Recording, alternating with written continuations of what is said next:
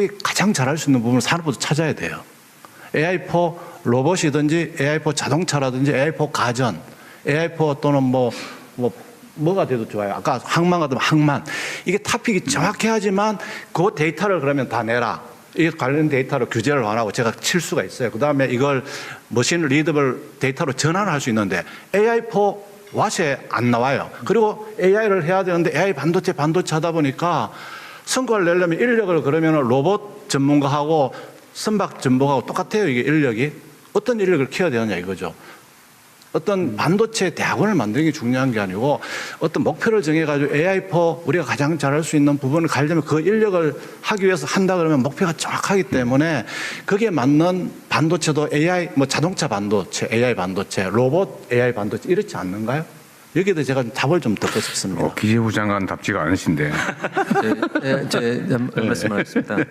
조금 전에 말씀하신 것처럼 저는 우리 부총리님의 문제의식 하에서 저희가 지난 9월에 출범시킨 게 말씀하셨던 맥스 얼라이언스입니다. 매니팩처링 AI 트랜스포메이션인데 그 한 10개 분야 정도를 저희들이 준비를 하고 있고 저희들 생각하기에는 아직은 우리 수요 제조업 기업과 AI 기업과 그리고 칩 기업들 간에 그런 부분이 모든 부분이 지금 열려 있는 상황입니다.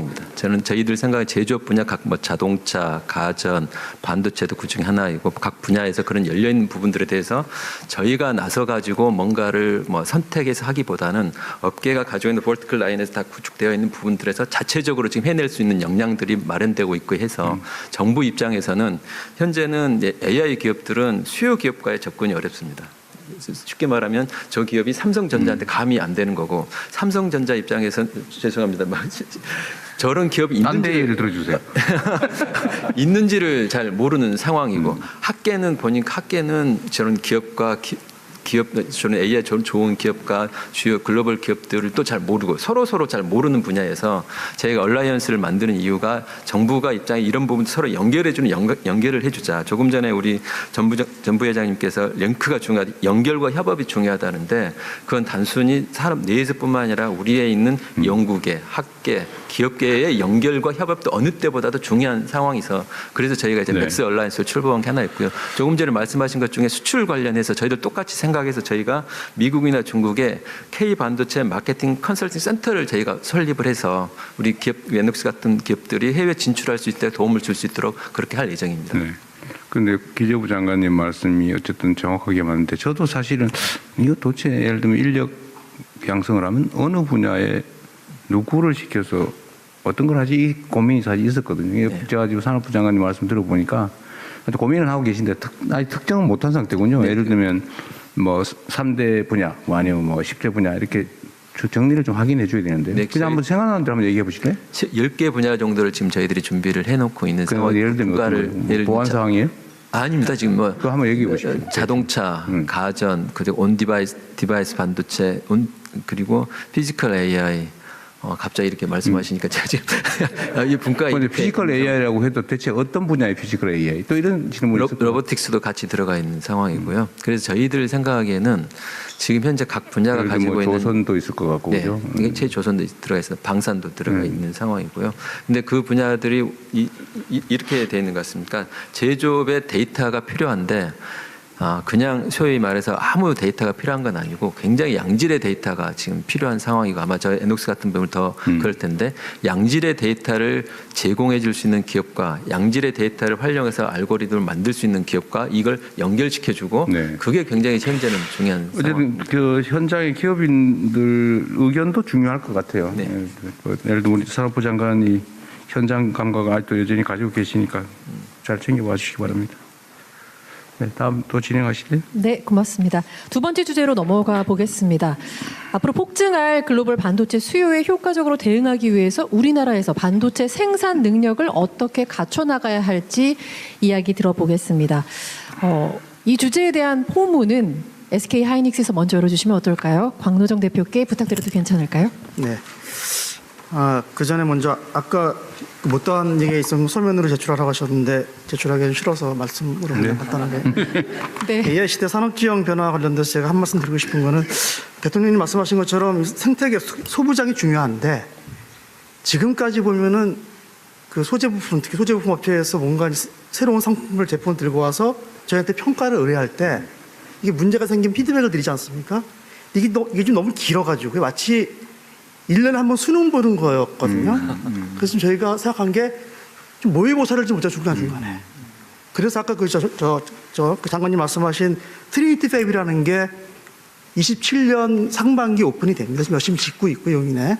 그래서 그게 1년 반 뒤 오픈이 되면은 이제 수시로 시험을 볼 수 있기 때문에 바로바로 채택할 수 있는 그런 시스템이 갖춰지게 되고 거기에는 정부에서 반을 대주셨기 때문에 감사하게 생각합니다. 또 한 가지는 제가 볼 적에 요즘 이제 AI 시대가 도래하면서 메모리하고 자꾸 땅거랑 이렇게 융합이 되려고 하는 이런 조짐들이 보이거든요. 근데 그게 워낙 다양해가지고 메모리하고 로직 중에도 뭐 이런저런 거, 그 다음에 또 패키지, 시스템, 이게 어우러지다 보니까 아까 장관님 그 이제 맥스 말씀하셨는데 이게 어쨌든 하여튼 이제는 정말 그 국가가 가지고 있는 여러 가지 리소스들을 얼마나 잘 조합해서 트렌드를 따라가냐가 중요해질 것 같고 어딘가 이제 그 가버넌스가 중요해지다 보니까 이거 마치 옛날에 국제과제 같이 뭔가 좀 중심점이 필요하지도 않을까 이런 생각도 들어서 그런 것들이 좀 더 다음에 이제 심도 있게 논의된다 그러면은 훨씬 더 이렇게 잘 미래를 준비할 수 있을 것 같습니다. 네, 설명은 이걸로 대체하겠고요. 그건 서면용이었고. 네. 네, 맞아 하십시오. 본 제안으로. 네. 반도체 생산 능력 제고 관련돼서는 저희가 볼 적에 지금뿐만 아니고 이제 앞으로 향후에도 계속이라는 게 이제 아마 수십 년은 아니겠지만 상당 기간 동안 AI 메모리 수요가 지속 증가할 것 같고 공급은 여전히 조금 제한적인 상황일 것 같습니다. 그래서 지금으로 봐서는 선제적인 생산 능력 확보가 굉장히 중요할 것 같은데 이걸 위해서 SK하이닉스는 용인 반도체 클러스터에 약 600조 정도의 그 투자를 단계적으로 집행할 계획입니다. 이렇게 대규모 투자가 필요한 이유는 저희가 일단 팹 규모를 키웠고요. 1.5배 이상. 거기다가 EUV랄지 첨단 공정을 위한 그 장비들이 추가로 도입되면서 생산 능력과 생산 역량을 갖다가 동시에 강화하기 위해서 이렇게 큰 금액으로 늘어난 그런 이유가 있습니다. 그뿐만 아니라 저희는 청주에도 투자를 이어가고 있고 이미 올해에만 11조를 투자했고요. 향후 한 4년까지 지금 누적으로 치면 42조 정도 투자할 계획으로 있습니다. 근데 이제 이게 문제가 어려움이 저게 이렇게 초대형 투자를 그 한 개의 기업이 단독으로 하는데 상당히 어려움이 많이 있고 특히나 이제 대규모 자금 확보가 저희만으로는 좀 이제 어려운 부분이 있기 때문에 그 투자 활성화를 위한 규제 완화가 뒷받침된다 그러면 큰 도움이 될 것 같고요. 규제가 개선된다 그러면은 이런 AI 메모리 부족에 대응하기 위한 선제적인 투자와 동시다발적인 투자가 가능해지고 시장 변동에 흔들리지 않는 미래 준비가 가능할 것 같습니다. 근데 이제 사실 그렇게 또 생각할 수도 있는 게 하이닉스 돈 많이 버니까 그 돈을 하면 되는 거 아니냐라고 생각하실 수도 있는데 이게 돈을 벌어서 투자하려고 그러면 기본적으로 반도체 팹을 짓고 장비를 갖다 놓고 생산하는데 토탈 한 3년 이상 걸리거든요. 이미 시기를 놓칠 가능성이 있기 때문에 먼저 놓고 나중에 벌고 이렇게 좀 순서를 바꾸는 그런 개념으로 이해해 주시면 조금 좀 플렉서블해질 것 같고 또 한 가지는 이미 잘해주고 계시지만 그 전력과 용수가 굉장히 중요하고요. 지금까지는 이렇게 잘 오고 있는데 향후로 혹시 또 추가적인 규제 개선이나 정책 지원이 필요할 경우 요청을 드리고자 합니다. 하여튼 오늘 이렇게 여러 가지 발표해 주신 그런 산업 전략이 저희 반도체를 위해서 굉장히 큰 도움이 될 것 같고 SK하이닉스도 거기에 발맞춰서 또 최선을 다해서 열심히 하도록 하겠습니다. 이상입니다. 네, 일단 이건 좀 얘기를 좀 하고 지나갈까요? 지금 말씀하신 부분은 최태원 회장께서 저한테 한참 전에 말씀을 하셔가지고 일단 그 중에 하나 투자 자금에 관한 문제, 그건 일리가 있더라고요. 우리가 금산분리라는 원칙으로 어쨌든 금융 조달에 제한을 가하는 이유는 이제 독점의 폐해를 막기 위해서인데 이런 대규모 투자가 필요한 첨단 산업 분야는 사실 그 문제는 이미 다 지나가 버린 문제고 그게 어쩌면 산업 발전에 저해가 되는 요소라서 저희가 이미 제도적으로 준비는 하고 있죠. 네, 그거는 네. 의견도 뭐돼 있습니다. 네, 이거는 금산분리라고 하는 것을 훼손하지 않는 범위 내에서 실질적인 대책을 지금 마련하고 있는데 거의 다 된 것 같아요. 다 된 것 같고 다만 한 가지 제가 지금 정책시장님한테도 말씀드리는 게 뭐냐면 지금 아까 말씀하신 대로 국가 전체 단위 입장에서는 뭐 600조 대규모 투자는 매우 바람직하고 감사한 일이죠. 그런데 이게 수도권 집중 문제하고 관련이 없지를 않습니다. 과거에 제가 용인 반도체 유치할 때 저도 열심히 뛰어다녀가지고 경기도로 해놓고 지금은 이제 대통령이 되고 나니까 내가 왜 그랬지? 이런 생각이 좀 드네요. 그야 입장이 상황에 따르면 생각이 바뀔 수가 있는 건데 이제 그 문제가 조금 고민이 되는데요. 근데 예를 들면 내가 하나 여쭤볼게요. 거기가 지금 정확한 수치인지 모르겠는데 그걸 원래 계획대로 다 지으면 전력이 16기가 좀 필요할 거라고 하던데 맞아요? 얼마 정도 최대 필요한 전기가 얼마 정도입니까? 한 14, 15기가 15기가 정도? 1기가 줄었네, 제 예측보다. 그러니까 16기가면은 원자력 발전소 10개 이상인데, 그걸 그쪽으로 그렇게 송전할 수 있는 상황인가요? 사실 그 진짜 이호연 차관, 기후 에너지 네. 근데 아니 장기적으로 어떨지 내가 걱정이 돼서 그래요.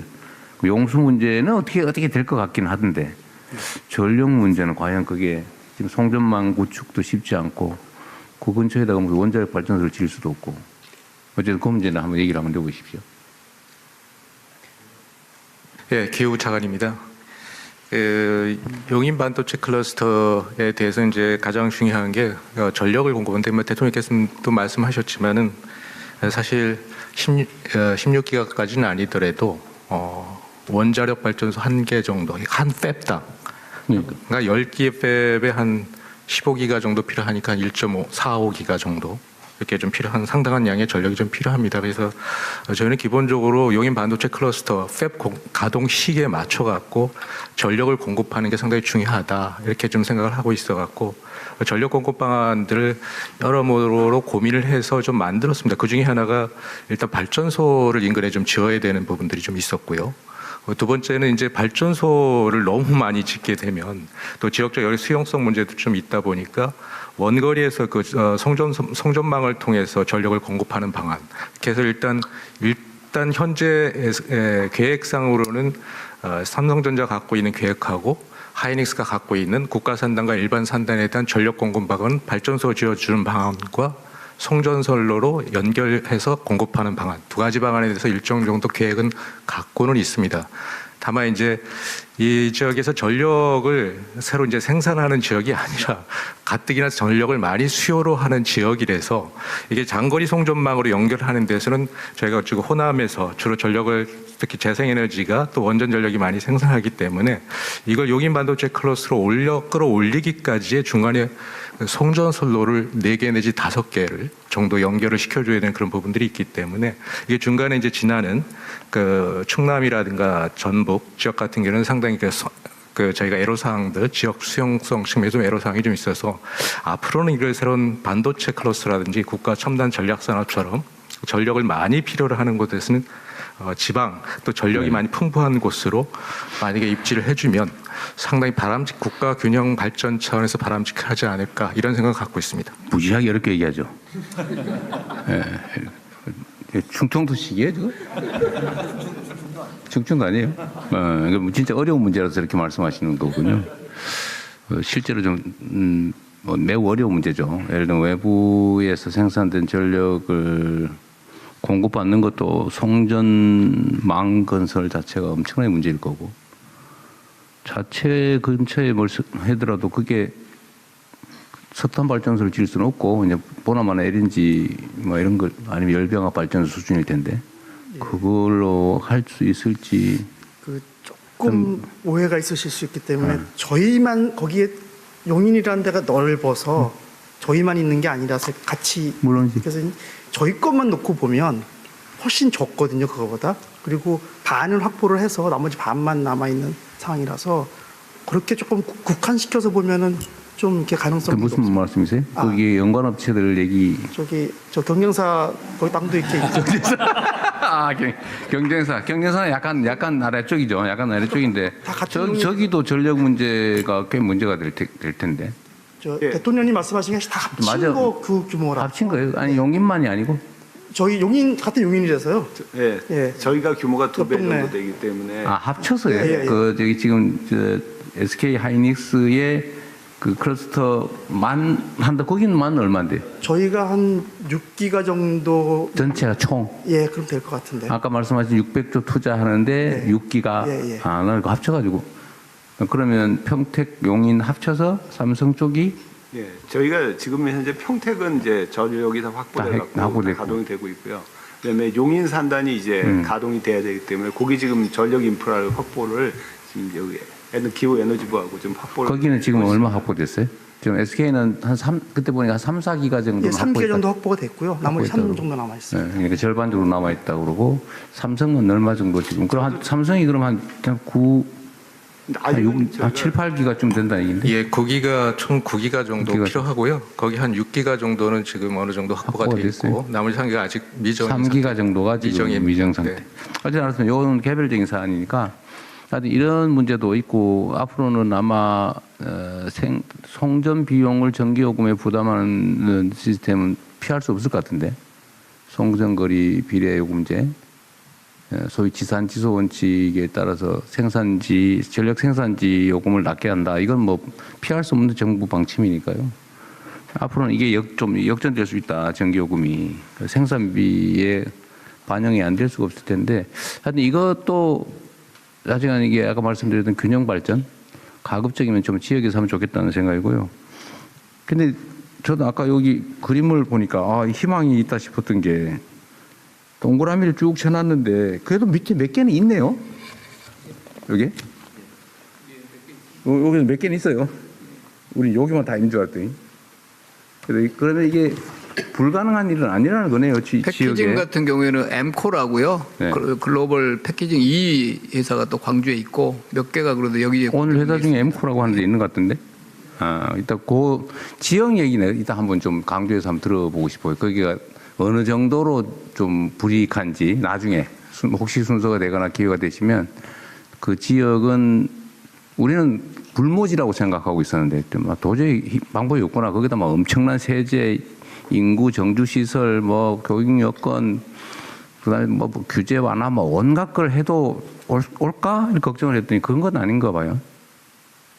그냥 뭐 얘기한 김에 한번 들어볼까요? 그 아래 동네에 계신 제가 준비한 걸 간단히 말씀드리고 네. 이어서 말씀드리겠습니다. 그러시죠. 사실 AI 시대 그리고 HPC 고성능 컴퓨팅 확산으로 반도체가 성장하고 기술은 더욱 복잡해지고 있거든요. 그래서 지금 웨이퍼 수준에서 고밀도라든지 초집적화가 고비용과 저수율로 한계에 지금 여기 봉착하고 있습니다. 그래서 저희 이제 패키징 분야에서 사실 하이덴스 팬아웃이라든지 이츠모디와 3D를 활용해 가지고 헤테로지니어스 인테그레이션 기술을 가지고 아까 말씀하신 것처럼 로직이라든지 메모리라든지 이런 것들을 다양한 기능들을 하나로 통합시키는 원 패키지 솔루션을 구현하는 것이 저희 회사입니다. 이런 이제 변화를 통해 가지고 국내 소부장 기업에게도 새로운 기술을 개발하고 그다음에 글로벌 시장으로 진출할 수 있는 아주 중요한 기회가 될 겁니다. 사실 요즘은 이제 반도체 생태계에 대한 그 업계 간 협력이 상당히 중요한 시기입니다. 이런 시기에 오늘 같은 자리를 마련해 주신 점에는 먼저 감사를 드립니다. 우리가 광주에 있지만 실은 그린 재생에너지 상당히 중요하거든요. 요즘 저희 해외 고객들은 아리백 실천을 신재생 에너지 직접 사용을 강력히 요구하고 있습니다. 그래서 저희들은 이제 자체 광주 사업장에 태양광도 설치하고 또 이렇게 공급 업체와 PPA를 체결하고 있습니다. 근데 공급과 비용 문제로 국내 사업장 경쟁력이 약화가 상당히 우려되는 건 현실입니다. 그래서 정부에서 그 태양광 보조금 확대 좀 해주시고, 그다음에 PPA 그 계약 중재도 좀 해주시고, 또한 그 망 이용료 면제까지 이렇게 적극적으로 검토 지원해 주시면 상당히 도움이 될 것 같습니다. 또한 저희 AI하고 4세대 그 기술 경쟁력이 이제 그 패키징 쪽으로 좀 부각되는 경우가 많이 발생되고 있습니다. 그런데 지금 정부하고 학계, 그다음에 이제 산업계가 긴밀히 협력을 통해 가지고 반도체 패키징에 특화된 체계적인 교육을 통해서 저희들이 전문 인력을 확보할 수 있도록 도움을 주시면 대단히 고맙겠습니다. 사실 제가 광주 사업장 말씀드리기 전에 지난 그 APEC 글로벌 기업 투자 파트너십에 참석했었습니다. 그때 약속드린 광주 송도 사업장 투자 계획은 11월 19일 착공식을 해서 성실히 이행하고 있습니다. 이 자리를 위해서 정부 지원에 일단 감사를 드리고요.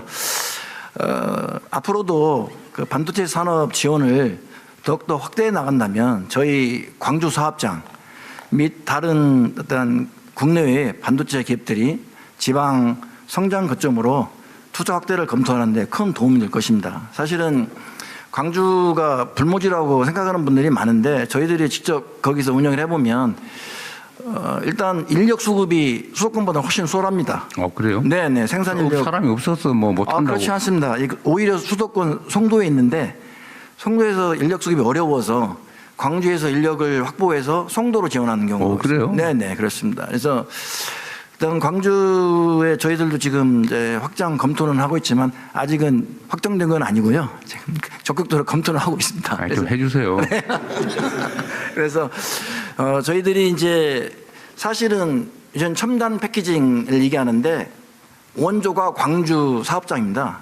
광주 사업장에서 첨단 패키징의 원조가 되고 사실은 이제 그 송도 사업장이 또 업그레이드된 겁니다. 그래서 앞으로도 그 광주 사업장에 확장할 수 있는 땅은 가지고 있기 때문에 정부에서 더욱더 지원을 높여주시면 미국 본사와 적극 협의해서 투자를 검토하도록 하겠습니다. 네, 감사합니다. 그 근처에 아주 싼 땅 많습니다. 땅은 가지고 있습니다. 제가 그 지방에 그 대규모 개발을 할 때 기업이 필요하면 기업들한테 토지 수용권을 부여해서 아예 대규모 개발 자체를 기업들이 할 수 있게 하는 것도 지금 검토하라고 해놨거든요. 뭐 그 정도 규모가 될지 모르겠는데 그것도 우리 참여하시는 분들 참고하십시오. 사실 저희들이 거기에서 한 1조 6,500억 불 정도 했었거든요. 2022년도에.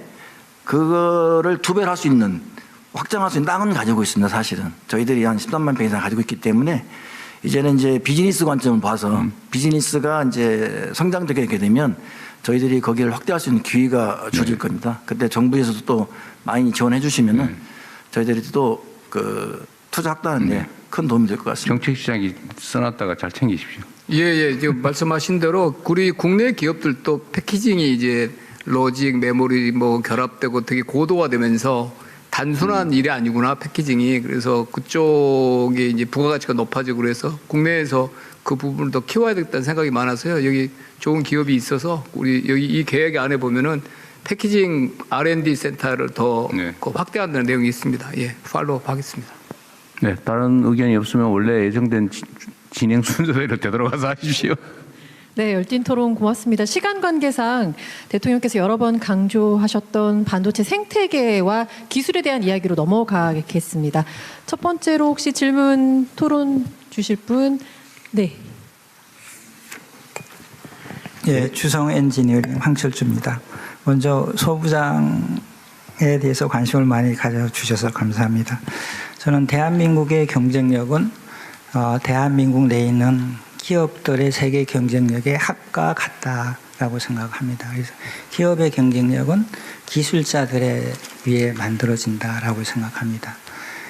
그런데도 불구하고 우리는 프로 운동선수들을 육성하고 보호하고 관리하는 국가 시스템은 있는데 세계 1등 기술자를 육성하고 보호하고 관리하는 국가 제도는 없다라고 생각을 합니다. 지식은 공유의 철학이 있고 기술은 차별화의 철학이 있습니다. 대학은 지식의 공유를 통해서 새로운 논리와 새로운 철학을 만들어가는 곳이고 기업은 기술의 차별화로 이익을 극대화시키는 곳이다라고 생각합니다. 그렇다 그러면은 기업이 세계 최고의 기술자를 육성해야 되고 하는 곳이다라고 생각을 합니다. 기업이 세계 최고의 기술자를 육성할 수 있는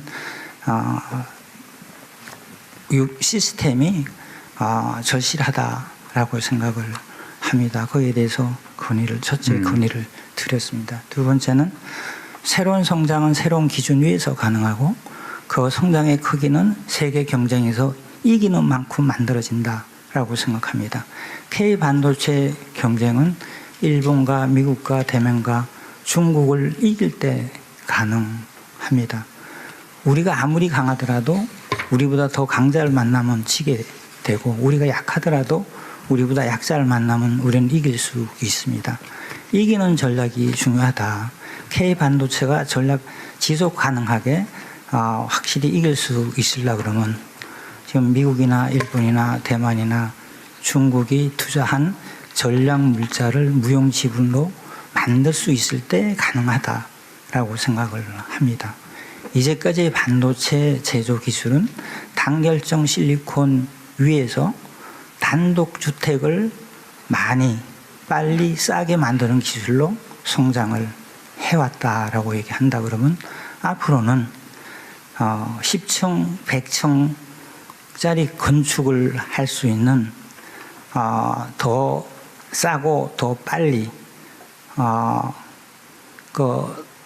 만들 수 있는 3-5 모티리얼을 통해서 400도 이하에서 하부 기판에 강례 없이 더 싸고 더 빨리 만들 수 있는 새로운 생태계가 만들어질 때 대한민국이 확실한 1등 반도체 국가가 될 수 있다라고 생각합니다. 이 3-5, 3-6 반도체 기술은 반도체뿐만 아니라 디스플레이, 미래 디스플레이나 미래 태양광 발전에서도 세계 1등을 할 수 있는 핵심 기술이다라고 생각을 확신합니다.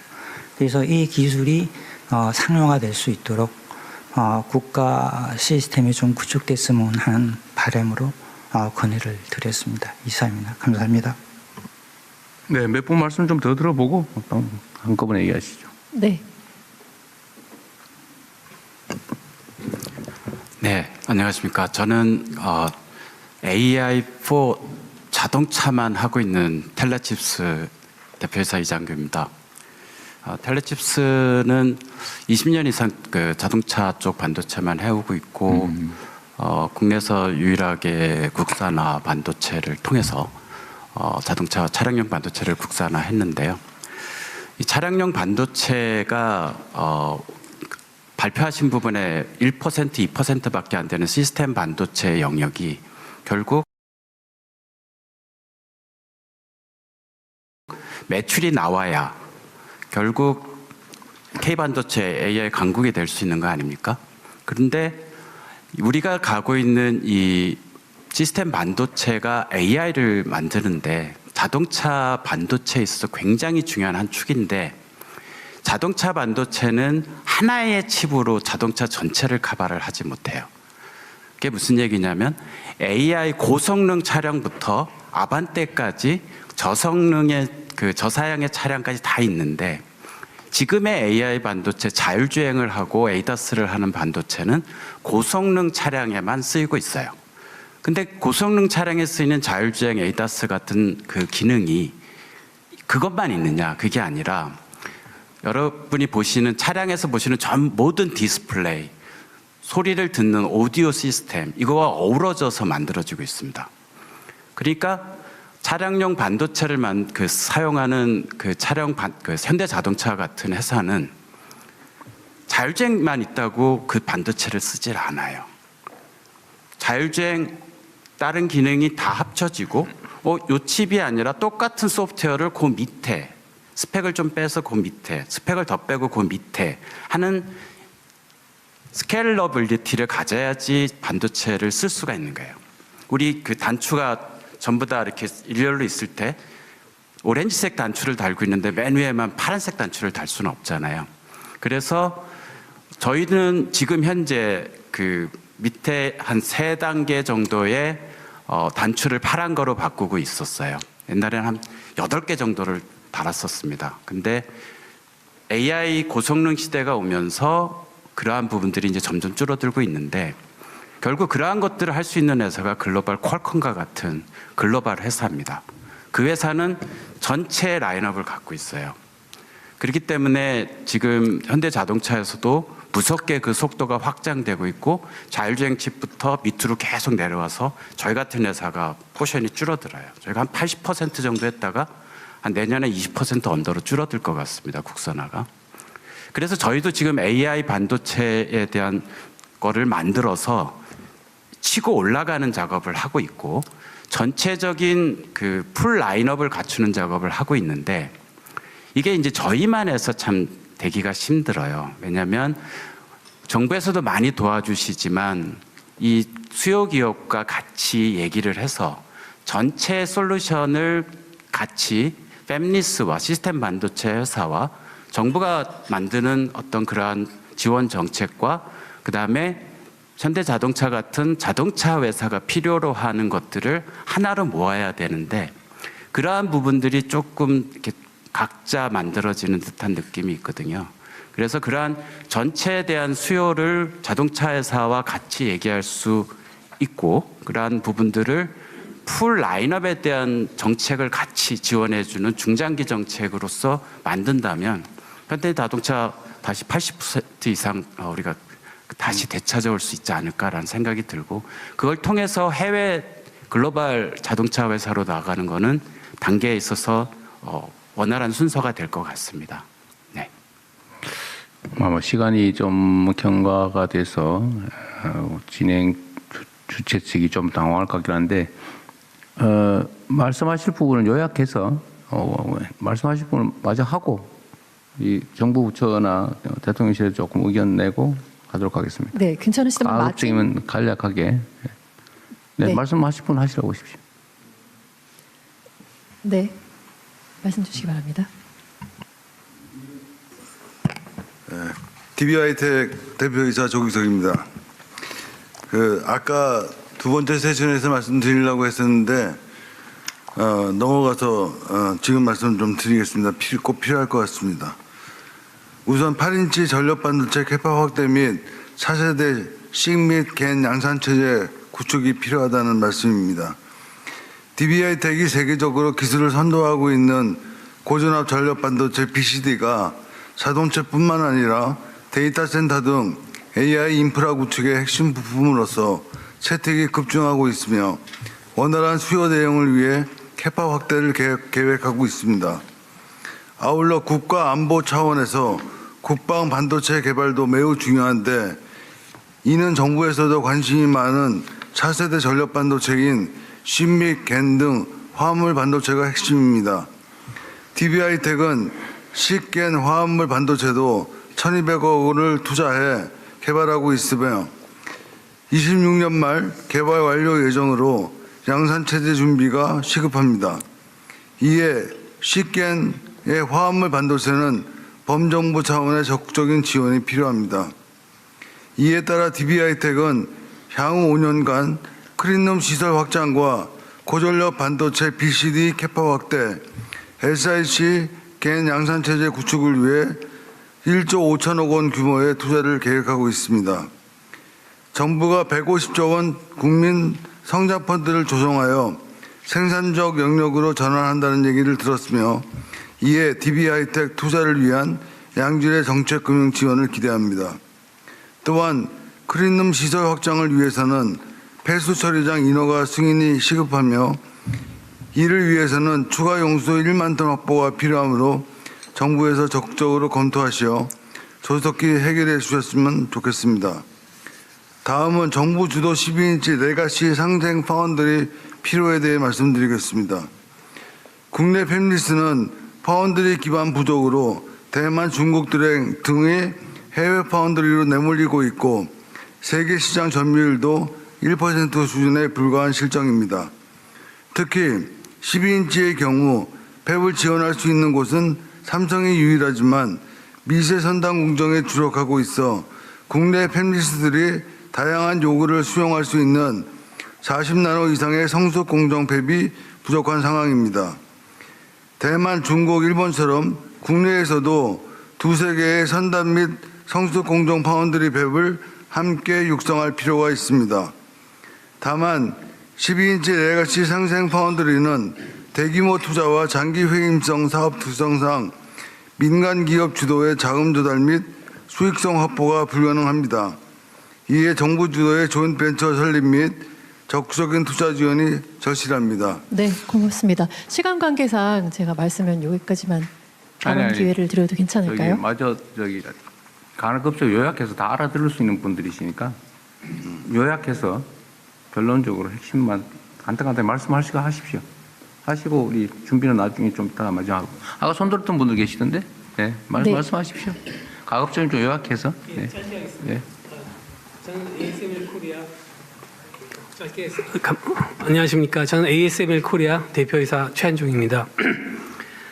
짧게 말씀드리겠습니다. 저희는 7나노미터 이하 첨단 반도체 제조에 필요한 EUV 노광 장비를 공급하고 있습니다.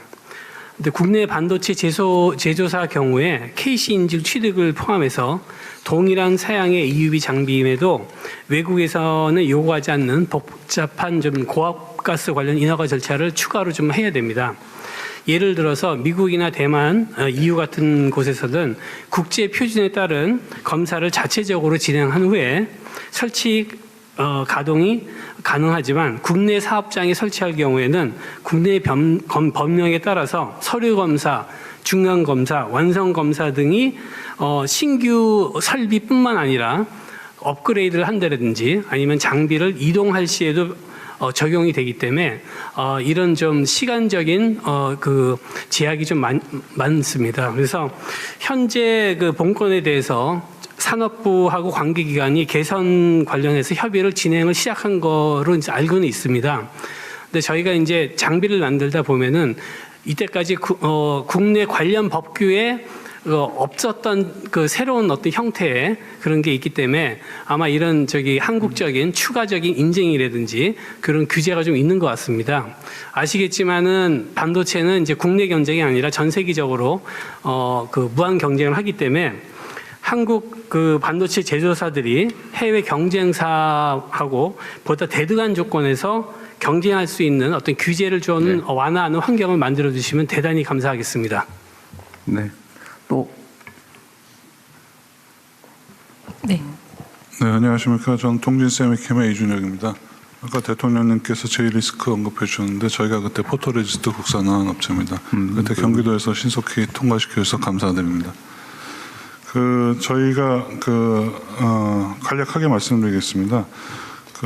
이제 중국이랑 그런데 이제 저희가 경쟁을 하다 보면은 중국에서는 이제 국산화 정책이 굉장히 강력합니다. 뭐 보조금을 30%씩 주고 또 고객 소비하는 그 고객사에서도 또 그거에 대한 인센티브를 받고 그래서 그런 식으로 하기 때문에 아까 여기 나우란가 그런 회사가 순식간에 몇 년 만에 세계 6위까지 올라오고 그러는데 저희 나라는 그렇게까지는 할 수 없다고 치더라도 지금 이제 트리니티 팹이 된다고 해도 거기서 패스가 돼갖고 그런 재료들이나 장비들이 쓰게 될 때는 아마 고객사에서 상당히 시간이 걸릴 겁니다.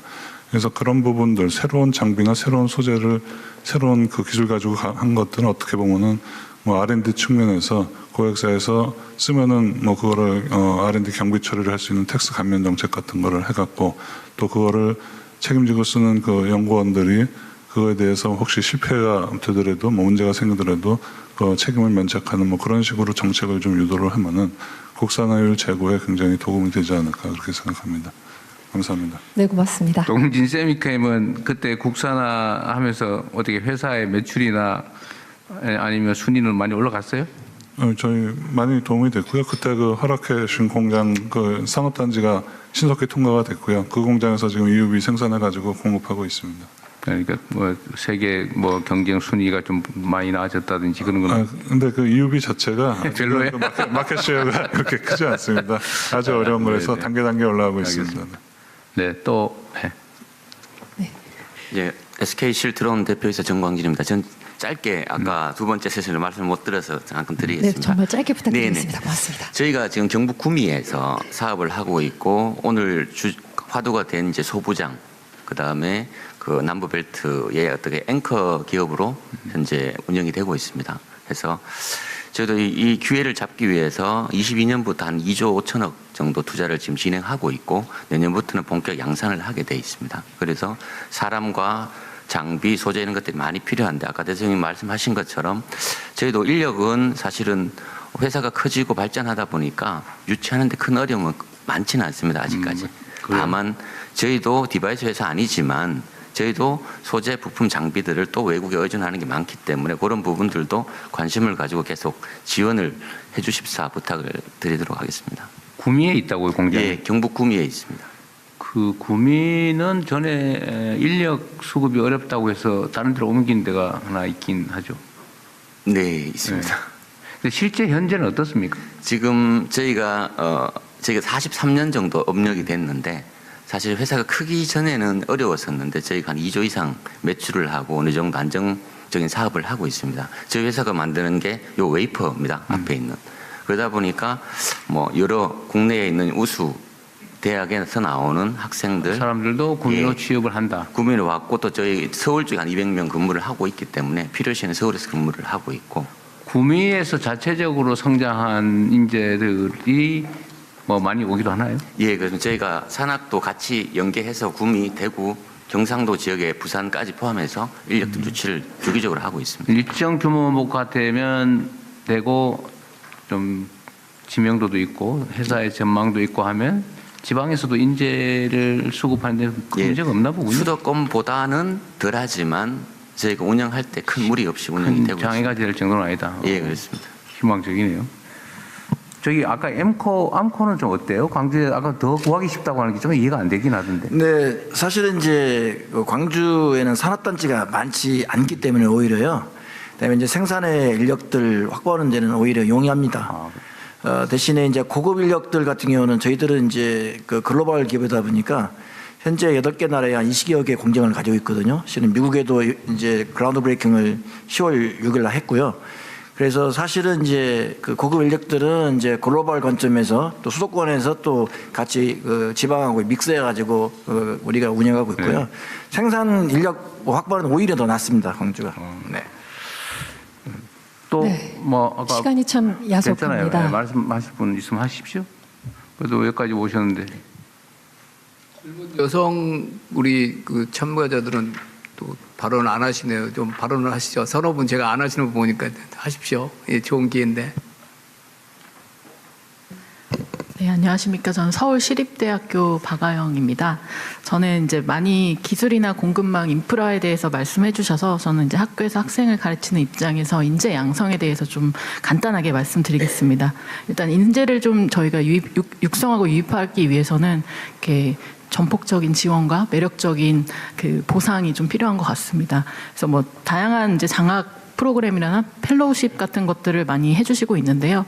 또 교육을 하는 입장에서는 이렇게 실제 산업계에서 사용되는 그러한 기술들을 학생들이 경험해 볼 수 있는 그러한 기회들이 좀 필요한 것 같습니다. 그래서 저는 이제 바로 활용 가능한 실습 인프라를 저희 학생들에게 좀 제공을 해주시면 그런 기술을 바탕으로 이제 산업계에서 바로 좀 활약할 수 있는 인재들을 육성하는 데 큰 도움이 될 것 같고요. 또 아까 말씀해주신 트리니티 팹을 통해서 뭐 소부장에 대한 그러한 가능성이나 테스트도 하시지만 또 인력들을 함께 양성할 수 있는 기회가 되면 좋겠습니다. 이상입니다. 네. 저기 정부 측 얘기 있으면 좀 하시고요. 예. 네, 김하영 교수님 그 산업계 기술 경험 관련해서 보니까 학교는 산업계에서는 지금 현재 창고에 가 있는 것들도 훨씬 업데이트된 거여 가지고 그렇게 지금 하고 있습니다. 그렇게 준비해서 바로 활용할 수 있도록 하겠습니다. ASMR 코리아 부분 관련해서는 그 보니까 산업부 이야기라 해서 제가 좀 부끄러웠습니다. 그게 왜냐하면 저희 부에서 몇 가지 안전 관련된 규제들이 몇 개 있고 규제들이 있어서 그럼 바로 저희들이 조치를 하도록 하겠습니다.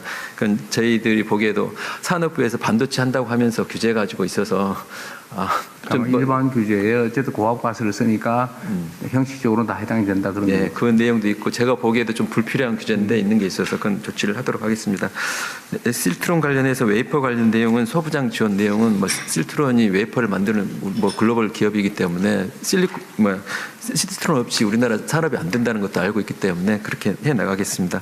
DB 하이텍은 조금 전에 말씀 상생 파운드리는 정말 같이 해서 우리 팹리스들이나 우리 기업 소부장 잘 활용될 수 있도록 정부하고 같이 국민성장 펀드하고 같이 잘 한번 만들어가지고 육성해 나갔으면 좋겠습니다. 마찬가지로 우리 화학물 반도체, 국방 반도체 저들도 뭐 보고 드렸습니다. 똑같은 입장이기 때문에 같이 잘 만들어가도록 그렇게 노력을 하겠습니다. 저 금융위에서도 한번 말씀드리겠습니다. 아까 DB 하이텍 그 투자할 때 지원이 필요하다고 말씀하셨고요. 삼성이랑 또 SK도 대규모 투자가 필요하다고 말씀하셨는데 아까 우리 산업부 장관 말씀하신 대로 반도체 전쟁에서 승리하자. 저는 앞자는 기술 전쟁이지만 후단은 투자 전쟁이라고 생각합니다. 그래서 저희들이 만든 게 국민성장 펀드입니다. 특히 반도체 같이 미래 첨단 산업은 초거대 규모의 투자가 필요하고 장기간 또 기다려줘야 되고 그러니까 모금 자본, 인내 자본, 장기 자본이 필요해서 국민성장 펀드 150조 원 조성했고요. 민간도 기업도 감당하기 힘들지만 민간 금융도 감당하기 힘듭니다. 그래서 정부가 공공 부분이 먼저 들어가서 위험을 안아주고 밑바탕을 깔아주고 그럼 결국 민간도 자발적으로 들어오고 그래서 저희들이 150조 원 조성을 했고요. 오늘이 마침 그 공식적으로 출범한 첫째 날입니다. 저희들이 지금 계속해서 공식 출범과 무관하게 계속해서 수요 조사를 받아서 산업체로부터 지금 굉장히 많은 걸 받아놨거든요. 이런 부분들 말씀하신 취지가 저희들 국민성장펀드 그거랑 동일하기 때문에 적극적으로 검토해서 금융이 단순히 돈의 중개자가 아니라 혁신의 동반자가 되도록 하겠습니다.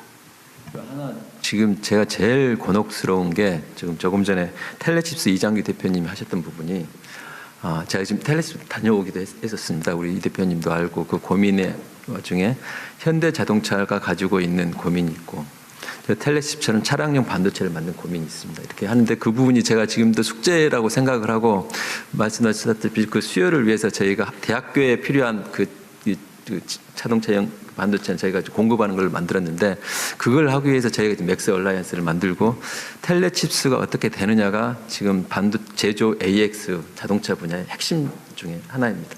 그렇게 한번 같이 해서 한번 만들어내도록 그렇게 노력을 하겠습니다. 한번 계속 좀 대통령님께서 관심 가져주시고. 나 원래 관심 많아요. 특히 우리 방법만 잘 찾으십시오. 네. 현대자동차 우리 회장님 보시면 한번 저런 분야에 좀 관심을 가질 수 있도록 특별히 이야기도 한번 해주시면 감사하겠습니다. 현대차 측에 협조가 필요한 거예요? 현대차에 절대적인 협조가 필요합니다. 자신 없는데. 아니 그게 무조건이 아니라 그걸 현대차가 필요하게끔 왜냐하면 퀄컴에 일방적으로 했을 경우에는 다변화시킬 이슈는 분명히 있는데 현대차는 그 품질이라든지 성능에 대해서 약간 주저하는 부분이 있어서 그런 부분들을 정부가 도와가지고 업그레이드하게 만들고 하면은 가능성은 분명히 있고. 그러니까 그래서 그 부분과 관련해서는 제가 자주 말씀드리는데 정부가 재정으로 우리가 지원을 하거나 돈을 빌려주거나 투자를 하거나 이걸 하잖아요. 근데 이걸 하이브리드로 믹스할 수도 있거든요. 그래서 제가 얘기를 하는 게 개발 지원을 할 때 돈을 기술 개발 지원만 하느냐 아니면 정식 제대로 된 제품을 사느냐 그 중간이 없더라. 그러니까 사서 버리는 절반의 확률로 지원도 아니고 구매도 아니고 그 중간쯤 시험적 구매. 해서 절반은 날리고 절반을 쓴다는 지원 효과가 있잖아요. 사실은 업계에서 바라는 건 그런 거 아닙니까? 그래서 정부에 납품을 했더니 좀 훌륭하게 잘 쓰고 있다. 절대 버린 일 없게 만들 거고요. 그러니까 그 중에 혹시라도 한 10% 버리지 않을까 하는 걱정 때문에 공무원들은 문책당할까 봐. 예, 가장 중요한 거는 이제 우리가 가고자 하는 부분들이 같이 성장할 수 있는 부분들의 분위기만 만들어도 될 것 같습니다. 지금 제가 과장해서 표현한 거 어쨌든 그런 중간 유형도 있다. 그러니까 구매나 뭐 혁신 제품 구매, 또 시험적인 구매 이런 것들은 저희가 많이 확대할 계획이고요. 이미 저희가 계획하고 있고 또 한 가지는 금융 분야에 있어서 저는 똑같다고 생각하는데 이것도 역시 지원을 하거나 투자를 하거나 둘 중에 하나잖아요. 빌려주거나 중간 형태도 있을 수 있다. 그래서 제가 경기도에서 돈을 복지 정책하고 금융 정책밖에 없는데 복지적 금융 정책을 하면 안 되냐? 그 중간쯤 되는 사람한테는 한 30% 손해 볼 생각하고 지원을 했는데 갚을 사람은 갚고 못 갚을 사람은 못 갚아 결손 처리하면 훨씬 효율적이잖아요. 근데 그런 걸 하면 이제 언론이나 이런 데서 또는 또 반대 측에서 왜 손해 봤냐 막 이런 식으로 막 공격을 하는 그 공격을 피하기 위해서 중간 형태를 아예 안 해버리는 거거든요. 그러니까 그 중간이 좀 공동화되잖아요. 그래서 금융 분야도 이런 비난이나 비판은 사실은 좀 견뎌낼 수도 있는 거니까. 예를 들면 공공 부분이 손실을 선부담하고 또 민간 분야는 이익률 예를 들면 이익 배당률 비율을 더 올려준다든지 이런 식으로 해가지고 민간 투자자들이 좀 더 안심하고 안전하게 투자할 수 있는 환경을 만들면 우리가 뭐 150조 원을 재원을 못 만들어서 걱정하는 그런 일들을 확 줄일 수 있을 것 같거든요. 좀 더 그냥 혁신적으로. 그러니까 뭐 반대 진영의 공격이나 뭐 비난을 위한 비난 부분 감수를 하고 성과를 내는 게 중요하니까요. 그래서 그 문제는 좀 더 적극적으로 하면 좋을 것 같아요. 손해는 재정 쪽이 손해도 보고 만약 이익이 나서 배당을 받더라도 배당은 비율은 좀 줄여주고 양보하고 그 다음에 민간 분야는 또 손해를 후순위로 보게 이익은 선 배당을 받게 더 많이 받게 뭐 이런 식으로 설계를 하면 민간 부분에 지금 투자 자금들은 상당히 많을 수 있을 것 같아요. 투자도 중요한데 그 기업들은 이제 레퍼런스 만드는 게 중요한 것 같습니다. 그래서 해외로 나갈 때 레퍼런스가 없으면 뭐 수출이 안 되고 하다 보니까 대통령이 언급하셨었는데 실제 그 우리 공공기관에서 공공사업이나 우리 지금 범정부 AI 기반 공통 기반에도 우리 한국의 AI 반도체 그리고 NPU들을 적극 도입을 해야 될 것 같습니다. 우리 비서실장 어디 갔어요? 가셨네. 저 중요한데 이게 결국은 공공구매 분야는 공직자들의 복지부동. 그러니까 혹시 나중에 수사 감사 당해서 문책당하지 않을까? 그래서 문제될 여지가 있는 데를 절대 안 하려고 그래요. 이게 소위 적극 행정을 하지 않다 보니까 혁신 제품 구매를 절대 안 합니다. 했다가 너 왜 이거 샀어? 이렇게 할까 봐. 원래 공무원들의 이런 정책 결정은 비난하거나 문책하면 안 되거든요. 이 공직사회가 사회 발전을 가로막는 일이 지금 벌어지고 있는데 어쨌든 이 부분도 사실 정말 이게 저 같은 사람도 노력해야 되지만 지금 이 장면을 보시는 우리 국민들께서도 그런 점들을 용인해 주셔야 됩니다. 그래야 공직자들이 제대로 정말 좋은 의지를 가지고 최선을 다하는 사회하고 문제될 거 절대 안 하고 법에 정해진 거 옛날에부터 하던 거 외에는 안 해버리면 이 사회가 발전하겠어요. 결국 공직사회가 발목을 잡는 그 사회 발전 장애요인이 된다고. 지금 사실 비슷한 상황입니다. 비서실 그 정책시장이 좀 전달해서 공직자 적극행정 TF에 이게 정말 중요해요. 그래서 혁신 제품 구매라든지 아니 뭐 시험적으로 구매해서 그 중에 한 10% 손해를 보더라도 말씀하신 것처럼 이 국가 검증을 받아가지고 이미 써봤더니 괜찮더라. 우리 한국 정부도 쓴다라고 해야 지금 수출이나 이런데 수요가 생긴다는 거 아닙니까? 어쨌든 그거는 저희도 각별히 신경을 좀 써서 확대하도록 할게요. 기재부 쪽이 조달할 때 그것도 반영하시면 돼요. 네. 시간이 많이 같으면 간단하게 그야말로 그 경쟁을 넘어서 전쟁을 하겠다는 각오로 최선을 다하고 계시는데 오늘 많이 배우면서 어쨌든 그 급증하는 그 반도체 인재 수요에 대응해야 하는 교육부의 역할에 관해서 깊이 고민했습니다. 어쨌든 거점 국립대를 중심으로 해서 첨단 분야의 그 정원도 좀 많이 늘리고 지역에 가보니 그런 것도 많이 있던데 반도체 계약학과를 나오는 지역 친구들이 지역에 있는 기업에 가고자 매우 많이 희망하고 함께하는 아주 매우 바람직한 협업 체계를 봤는데 그런 것들을 좀 더 활성화하는 것, 그 다음에 실질적으로 그 지도하실 수 있는 교수 요원이 부족한 것을 산업 현장에서 실질적인 전문가 선생님들을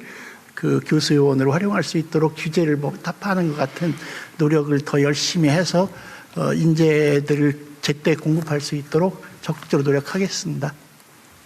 네. 예정된 행사 시간을 넘어서까지 토론 열기가 여전히 뜨겁습니다만 이상으로 자유토론은 마무리 짓겠습니다. 오늘 긴 시간 반도체 산업전략회의 주재하신 대통령님께 마무리 말씀 부탁드리겠습니다. 뭐 제가 할 말은 이미 다 드렸고요. 어쨌든 지금 기회의 시간이기도 하고 위기의 시간이기도 합니다. 그리고 뭐 우리 산업부 장관식 표현에 의하면 산업 전선에서 일종의 선봉부대 역할을 하시는 거니까 저희는 후방 전략 단위에서 열심히 지원하도록 하겠습니다. 그리고 다시 한번 말씀드리지만 우리 공동체 전체가 그냥 총량을 늘리는 것도 일단 중요한데 어쨌든 사회 구성원 모두가 또 공정하게 기회를 가지고 또 노력한 만큼의 정당한 보상이 주어진다고 믿어져야 그 사회 전체가 활력도 생기고 장기적으로 지속적인 성장 발전이 가능하다고 저는 확신합니다. 어려움들이 있겠지만 뭐 소위 산업 생태계 조성, 또 전국 국토 균형 발전 이런 부분에도 요즘 뭐 공익 관련된 경영도 중요한 또 가치로 부각되고 있으니까 각별히 유념해 주시면 고맙겠습니다. 긴 시간 수고하셨습니다. 고맙습니다. 네, 고맙습니다. 미처 말씀 못하신 의견들은 서면 건의서 적극적으로 이용 부탁드리겠습니다. 자, 그럼 오늘 K반도체 비전과 육성 전략 보고회 모두 마치겠습니다. 대통령님께서 자리에 모여주셨습니다. 그만큼 발전적인 토론이 될 것으로 기대되는 시간인데요. 회의에 앞서서 대통령님께 모두 말씀을 먼저 청하도록 하겠습니다. 네, 우리 반도체 산업에 종사하는 우리 연구진 또 기업인 여러분들 이렇게 만나뵙게 돼서 참으로 반갑습니다. 최근에 갑자기 인공지능 시대가 도래하면서 정신없을 정도로 세상이 바뀌는 것 같아요. 우리도 정책적으로 매우 빨리 적응해 보려고 하는데도 적응이 어렵다고 생각될 만큼 기술 발전 속도 또 수요 증가 속도 이게 엄청난 것 같습니다. 어쨌든 대한민국도 잠깐의 혼란을 벗어나서 이제 새롭게 도약해야 되는데 산업 경제 발전이 그 핵심이라고 생각이 되고 그중에서도 반도체 분야가 아무래도 우리가 매우 경쟁력을 가지는 전망 있는 영역으로 생각됩니다. 대한민국 정부도 반도체 산업 발전을 위해서 최선을 다하게 될 텐데 뭐 그 발전의 방향이나 구체적 내용이 어떤지를 여러분들의 의견을 좀 들어보는 그런 좋은 기회가 되지 않을까 생각됩니다. 한 가지 부탁을 드린다면 저는 이제 국가 정책을 총괄하는 입장에서 전체 파이가 커지는 것도 매우 중요합니다. 물론 그게 대전제죠. 두 번째는 그 파이가 좀 다양하게 많은 사람들이 혜택을 누릴 수 있게 되면 좋겠다. 그런 생각을 합니다. 그래서 그게 아마도 장기적으로 보면 각 개별 기업들의 성장 발전에도 크게 도움이 될 수도 있을 것 같아요. 마치 우물을 팔 때 좁게 작게 파면 빨리 팔 수는 있지만 더 깊게 파기가 아마 어려울 겁니다. 그래서 좀 넓게 파서 시간이 걸리더라도 그래서 더 깊게 팔 수 있는 그런 길을 갔으면 좋겠다는 게 제 정책 최고 책임자로서의 저의 소망입니다. 국내 산업 생태계라고 하는 게 제대로 좀 구축되면 좋겠다는 생각을 합니다. 뭐 전 후방 산업들도 그렇고 지금 주로 논의되는 소위 소부장, 소재 부품 장비 분야는 해외 의존도가 매우 높다는 얘기들도 있고 또 저한테도 개별적인 제안들도 매우 많은데 그런 분야에 대한 관심도 함께 가져주시면 좋겠다는 생각이 듭니다. 생태계가 튼튼해야 아마 지속적으로 길게 봤을 때 성장 발전이 가능하지 않을까 싶고요. 또 한 가지는 저는 이제 균형 발전에 우리 기업들이 좀 기여를 해주면 좋겠다는 생각이 듭니다. 물론 이제 기업이라고 하는 게 기본적으로 자본 논리가 작동하기 때문에 뭐 선의로 하는 것도 한계가 있죠. 우리 기업인들이 그 선의가 아니라 또 기업의 입장에서 유용한 길이 될 수 있도록 저희도 이제 뭐 세제라든지 아니면 특히 규제 분야 또는 인프라 구축 또는 이제 인력 공급을 위한 뭐 정주 여건 확보 뭐 이런 점들에 대해서 저희가 체계적으로 나름대로 준비를 하는 중입니다. 균형 발전을 위한 뭐 좀 더 직설적으로 얘기하면 저쪽 그 재생에너지가 풍부한 남쪽 지방으로 좀 눈길을 돌려서 그 지역에서 좀 새로운 산업 생태계 이런 것들을 좀 구축하는 데 관심 가져주시기를 부탁드립니다. 오늘 뭐 그런 얘기가 좀 가능할지 모르겠는데 어쨌든 정부 정책은 아주 획기적인 좀 방안을 도입하려고 합니다. 여기 오늘 관계부처 장관들이 많이 오시고 또 우리 대통령실에 정책실장부터 뭐 수석분들까지 다 오셨는데 허심탄회하게 의견을 내주시면 저희가 그 정책에 잘 반영하도록 하겠습니다. 기업도 살고 국민도 살고 나라도 살 수 있는 좋은 길들을 함께 모색해가면 좋겠습니다. 환영합니다. 고맙습니다.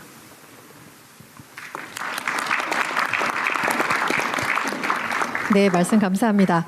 지금부터 본격적으로 회의를 시작하겠습니다. 먼저 산업통상부 김정관 장관께서 AI 시대 반도체 산업 전략이라는 주제로 발표한 후에 토론 시작하겠습니다. 장관님 준비되셨으면 부탁드리겠습니다. 안녕하십니까. 산업통상부 장관 김정관입니다. 지금부터 AI 시대 반도체 산업 전략에 대해서 보고 드리겠습니다. 지금 반도체와 관련된 산업을 하는 기사와 책을 보면은 대부분의 책에서 전쟁이란 단어가 등장을 합니다. 반도체 패권을 놓고 소위 총성 없는 전 세계 대전이 지금 벌어지고 있습니다. 저도 지난 4개월간 관세 협상 와중에서도 이 전쟁의 치열한 최전선에서 직접 확인하고 실감한 바도 있습니다. 그래서 저는 오늘 단순한 산업 정책을 넘어 이 반도체 전쟁에서 우리나라가 반드시 승리해야 된다는 각오를 담아서 오늘 나름 전략 보고서를 준비했습니다. 먼저 우리가 뭐 여기 계신 분 대부분이 다 아시리라 생각합니다만은 전장 상황을 간단히 설명드리겠습니다. 반도체 산업은 PC, 모바일을 넘어 이제 바야흐로 AI 시대 전장으로 확대 본격화되고 있습니다. 모든 제품에 AI가 들어가고 반도체는 AI의 두뇌이자 엔진으로서 모든 제품과 서비스에 사용될 것입니다.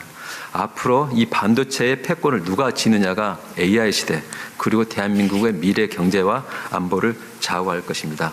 그러면 우리나라가 과연 이 시장을 장악할 수 있을까요? 우선 우리에게는 분명히 기회는 있다고 생각합니다. 급증하는 AI 수요로 메모리 반도체 소위 제3의 슈퍼사이클, 모바일에서 데이터 센터에 이어서 AI 시대 슈퍼사이클이 지금 도래한 상황입니다. 이른바 메모리 병목 현상이 나올 만큼 메모리 수요도 폭발하고 있습니다. 누군가는 메모리를 잡는 자가 천하를 잡는다라는 말이 나올 정도로 우리나라는 최고의 메모리 기술력과 메모리 시장을 60% 이상 장악한 우리나라로서는 분명히 희망적인 분석입니다. 아울러 우리나라의 제조 역량이 뛰어난 바를 생각을 할 때 AI 시대가 우리에게는 큰 기회가 될 수 있습니다. 그래서 얼마 전에 우리나라를 방문한 젠슨 왕도 우리나라가 AI 시대의 최고의 인프라 국가가 될 수 있겠다고 말은 바 있습니다. 그러나 여기 계신 분들 모든 분들이 이게 다가 아니다는 것은 알고 있습니다.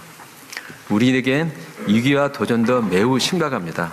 반도체는 이미 기업 간 경쟁에서 국가 간 전쟁으로 확대되어 있는 상황입니다. 서부 전선이라고 하는 중국은 약 1,000억 불의 펀드를 운영을 하고 있습니다. 동부전선이라고 하는 미국은 530억 불 가까운 보조금을 주고 있습니다. 일본마저도 600억 불 가까운 보조금을 주고 있습니다. 예를 들면 이와 같은 경쟁들이 우리나라를 더욱더 반도체의 포위망이 우리나라를 둘러싸고 점점 좁혀오고 있는 상황이고 우리나라는 현재 반도체 약 2조 원 그러니까 20억 불 정도의 안 되는 돈이 지금 투입되고 있는 실정입니다. 아울러 아군 전력도 반도체 메모리를 제외한 설계, 파운드리 기업, 서부장 부분에서 열세에 있는 것이 분명합니다.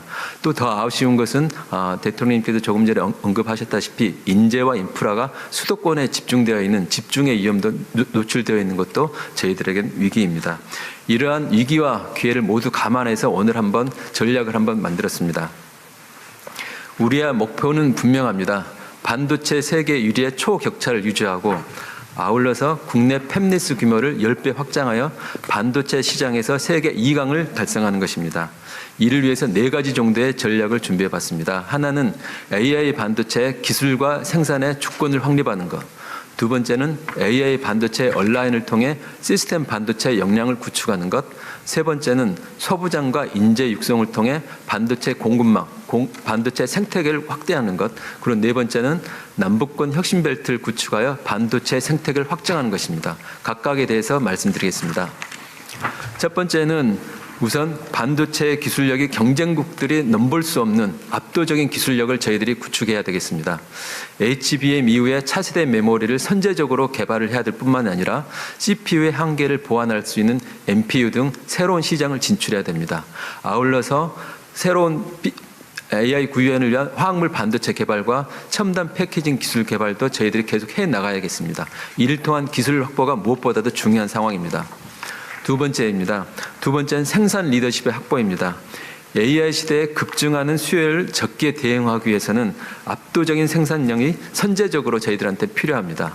이미 기업들이 700조 원 이상을 투자하겠다고 약속했습니다. 이를 뒷받침하기 위해 저희 정부도 반도체 특별법에 의한 각종 인허가 의제, 신속 처리 규제를 신설할 뿐만이 아니라 이미 정부가 공급하기로 약속한 전력과 용수도 차질 없이 공급하도록 하겠습니다. 다음입니다. 두 번째 전략은 시스템 반도체의 생태계 강화입니다. 우선 필요한 온디바이스 AI 반도체 R&D를 적극적으로 추진하겠습니다. 아울러서 국내 팹리스가 반도체를 설계해도 국내에 마땅한 파운드리가 없어 생산을 못하는 경우가 많습니다. 이로 인해서 나타나는 우리나라의 외화 유출이 5조 원을 넘고 있고 이로 인한 기술 유출도 심각한 상황입니다. 정부와 기업이 함께 상생 파운드리를 구축하여 우리나라에 파운드리가 없어서 생산을 못하는 경우가 없도록 생산 유입을 설립하겠습니다. 아울러서 전력망, 데이터 센터 등 국가 안보 인프라의 국산 반도체 사용을 원칙으로 하여 안보도 강화하고 수요도 창출해 나가도록 하겠습니다. 다음, 현대전쟁의 승패는 반도체가 좌우합니다. 하지만 우리는 국방 반도체의 99%를 수입하고 있어 국산화가 매우 시급한 상황입니다. 이를 위해 국산 반도체 R&D를 범정부 역량을 결집하겠습니다.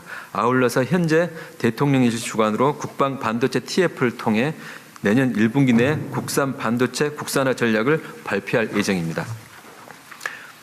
다음 세 번째 전략은 안정적인 공급망 강화입니다. 반도체 전쟁에서 공급망은 조금 전에 대통령님께서 말씀하신 대로 소부장의 생태계 구축입니다. 우선 글로벌 넘버원 소부장을 구별해서 선정해서 육성하도록 하겠습니다. 아울러서 소부장 기업이 칩 제조 기업과 함께 소부장을 개발, 테스트할 수 하고 양산할 수 있는 양산 실증 팹을 신속히 구축하도록 하겠습니다. 세 번째 전략은 또 다른 축인 반도체 정예군, 이른바 인재 양성입니다. 반도체 전쟁을 임하면서 율곡 선생의 10만 양병설의 마음으로 반도체 정예군을 양성하겠습니다. 우선 한국 반도체 대학원 대학을 설립하여 세계적인 석박사를 체계적으로 양성해 나가겠습니다. 또한 얼마 전에 보도된 대로 암스쿨을 세계적인 반도체 설계 기업인 암과 협력하여 광주 암스쿨을 설립하고 광주를 반도체 인력 양성 중심 도시로 만들겠습니다. 다음입니다. 마지막 전략입니다. 반도체 산업의 성장은 반도체 산업의 안정적인 성장과 공급망을 위해서도 더 이상 수도권에만 둘 수 없는 상황입니다. 전국적으로 반도체 사업을 확산해 나가겠습니다. 먼저 신규 반도체 특화 단지는 비수도권에 지정을 하고 수도권에서 멀어질수록 인프라와 재정을 훨씬 더 우대하는 지원을 강화해 나가겠습니다. 아울러서 지방 투자와 연계하여 현재 규제되고 있는 자본 조달 방식을 더욱 다양화해 나가겠습니다. 더불어 비수도권 클러스터 내에서 영구직에 대한 노동시간에 대한 규제를 완화하여 유연해 나가도록 하겠습니다. 동시에 지금 현재 지역들이 가지고 있는 장점과 특징을 살려 광주, 부산, 구미를 엮는 남부권 반도체 벨트를 조성하겠습니다. 광주는 반도체 첨단 패키징 클러스터, 부산은 전력 반도체 생산허브, 그리고 구미는 반도체 소재 부품 생산 기지로 키워나가겠습니다. 우리나라는 역사적으로 수많은 세계 1등 기술을 발명하였습니다. 수천 년을 이어온 1등 DNA를 이어받아 지금 우리는 세계 최고의 반도체 기술로 실리콘 위에 인공지능과 인류의 미래를 새기고 있습니다. 오늘 기업과 학계, 영국의 지방정부, 중앙정부까지 모두 함께 협업하여 AI 시대 우리나라가 이 반도체 전쟁에서 반드시 승리하도록 최선을 다하겠습니다. 이상 보고를 마치겠습니다.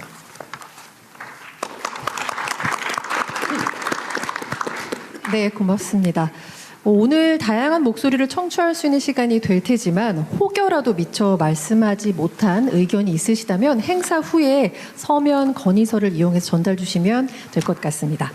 자, 그럼 본격적으로 참석자분들과 토론 진행하겠습니다. 오늘 토론은 AI 시대 산업 지형의 변화, 반도체 생산 능력 제고 방안, 반도체 기술 개발 및 생태계 육성 방안이라는 세 가지 주제로 나눠서 이야기하겠습니다. 시간이 한정되어 있는 만큼 토론에 참여하시는 분들께서는 핵심 내용 위주로만 2분 내에 말씀 주시면 정말 좋을 것 같습니다. 먼저 첫 번째 주제로 참석자들께서는 AI가 불러오는 산업 지형의 변화를 어떻게 바라보고 계시는지 의견 주시기 바랍니다. 손 들어주시면 제가 지명 드리겠고요. 앉으신 상태에서 마이크 켜고 말씀 주시면 됩니다. 네, 제 맞은편에 안경 껴주신 분 이세철 리서치 테크 헤드님이십니다. 네, 안녕하세요. 시티그룹 이세철입니다.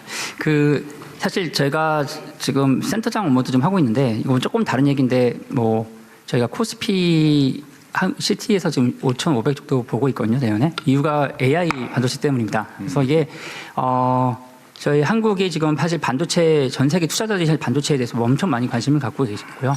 그리고 이재명 대통령님께서도 최근에 이제 젠슨황이나 다른 글로벌 반도체 CEO들과 많이 미팅을 하시고 계신 것도 어떻게 보면은 한국의 반도체에 대한 인프라가 어느 정도 좀 구축이 되어 있기 때문에 그렇게 좀 보고 있지 않나 이렇게 보여집니다. 그래서 최근에 저희가 이제 이런 것들이 좋아지고 있고 그리고 반도체가 제품이 되게 다양화되고 있습니다. 그것도 사실 어떻게 보면 저희한테 새로운 어떤 변화 폭이라고 볼 수 있겠고요. 그것들을 이제 AI가 최근에 이제 수요가 올라오면서 한국 같은 경우는 이제 용인 반도체 클러스터가 있어서 거기에 대한 수요 준비 대응도 되어 있는 것 같습니다. 하지만 앞에서 말씀하신 것처럼 이제 팹리스나 소부장 쪽은 사실 많이 약한 부분이 많습니다. 그래서 그 부분을 저희가 많이 좀 보강해야 될 부분이 많이 있을 것 같고요. 특히 이제 소부장 같은 경우는 제가 이제 저희 반도체 리서치 쪽에서 보면은 한 5년 전만 해도 이 시총 1조짜리 회사가 없었는데 최근에 사실 올라오기 시작해요. 그래서 1조 이상의 회사들이 나오기 시작합니다. 근데 하지만 문제는 뭐냐면 한국에 있는 소부장 업체들과의 경쟁 회사들이 대부분 다 미국이나 유럽에 있는 글로벌 테크 반도체 소부장 회사들이거든요. 시총이 500조, 300조, 거의 삼성전자, 하이닉스와 맞먹는 정도에 해당되는 규모 회사들입니다. 그러니까 이게 저희가 사실은 이 정도까지 온 것도 대단한 겁니다. 사실 이 조그만 회사들이 글로벌 삼성전자, 하이닉스만큼 큰 회사들과 경쟁하고 있다는 것도 대단한 건데요. 다만 이제 이거를 하기 위해서는 인재 육성, 아까 말씀드린 인재와 R&D 비용이 무조건 올라갈 수밖에 없고요. 왜냐하면 시총 500조 회사와 시총 3천억, 5천억 회사가 경쟁한다는 게 사실 쉬운 건 아닙니다. 그런 것들을 저희가 하려면 이 R&D 쪽에 대한 강화 그리고 인재 육성이 되게 필요할 것 같습니다. 그런 부분들을 좀 더 많이 좀 신경 써줄